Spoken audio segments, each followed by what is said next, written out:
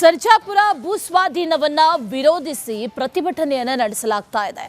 ಮುತ್ತನಲ್ಲೂರಿನ ಧರಣಿ ಸ್ಥಳಕ್ಕೆ ಇವತ್ತು ಆರ್ ಅಶೋಕ್ ಭೇಟಿಯನ್ನ ನೀಡಲಿದ್ದಾರೆ. ಸ್ವಿಫ್ಟ್ ಸಿಟಿಗೆ ಭೂಸ್ವಾಧೀನವನ್ನ ವಿರೋಧಿಸಿ ಹೋರಾಟಗಳು ನಡೀತಾ ಇದೆ. ಆ ಹೋರಾಟಕ್ಕೆ ಇವತ್ತು ಆರ್ ಅಶೋಕ್ ಸಾಥ್ ನೀಡಲಿದ್ದಾರೆ. ಸರ್ಜಾಪುರದ 13 ಹಳ್ಳಿಗಳ 2500 ಎಕರೆ ಭೂಮಿ ಇದನ್ನ ಕೈಗಾರಿಕಾ ವಲಯ ಮಾಡೋದಕ್ಕೆ ಕೆಐಎಡಿಬಿ ಹೊರಟಿದೆ. ಭೂಸ್ವಾಧೀನ ಪ್ರಕ್ರಿಯೆ ಕೂಡ ಅಧಿಸೂಚನೆಯನ್ನ ಹೊರಡಿಸಲಾಗಿದೆ. ಪ್ರಾಥಮಿಕ ಅಧಿಸೂಚನೆಯನ್ನ ಈಗಾಗಲೇ ಕೆಐಎಡಿಬಿ ಹೊರಡಿಸಿದೆ.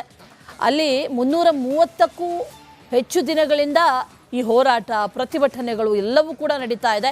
ಆ ಹೋರಾಟಕ್ಕೆ ಈಗ ಆರ್ ಅಶೋಕ್ ಸಾಥ್ ನೀಡಲಿದ್ದಾರೆ ಇವತ್ತು ಅನ್ನುವಂಥ ಮಾಹಿತಿ. ಹೋರಾಟಕ್ಕೆ ಸಾಥ್ ಕೊಟ್ಟು ಅವರಿಗೆ ಬೆಂಬಲವನ್ನು ಕೂಡ ವ್ಯಕ್ತಪಡಿಸಲಿದ್ದಾರೆ ಅನ್ನುವಂಥ ಮಾಹಿತಿ ಇದೆ.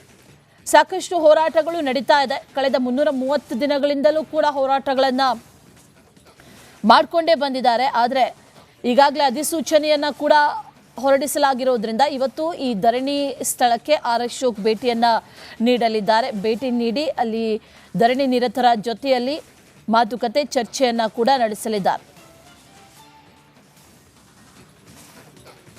ಪ್ರತಿಭಟನೆ 330ನೇ ದಿನಕ್ಕೆ ಈಗಾಗಲೇ ಕಾಲಿಟ್ಟಿದೆ.